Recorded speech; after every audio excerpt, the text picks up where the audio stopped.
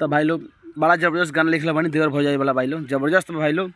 मर्द बा मेहरारू के लेता नहीं के सार बा 4 दिन लेके चल गए बाहर आ तो मौगी का करबा देवर बा खूब लिवावती खुश भी दौरो लेता वो खुश भी तो कहती है औरत अपने सहेली से कहती है अरे आजकल तो सुबह अउरी शाम चलता।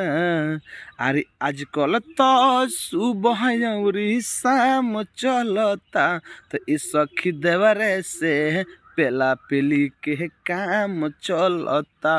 तो खाली भातारा के बस खाली नाम चलता। इस सखी देवरे से पेला पेली वाला काम चलता। भाई लोग आगे और होती है कहती है, थोड़ा सा बस सुन जा। हो मिलल भातार हमार तनी सा दबबा देवारा में पावड़ तो बड़ी गजब बा।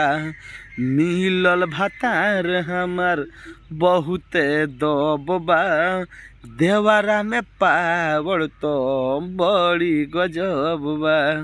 तो हर श्रद्धा सपना ये करे से तमाम चलता। तो इस सखी पेला पेली वाला देवहरे से काम चलता। तो बस भातारा के खाली नाम चलता।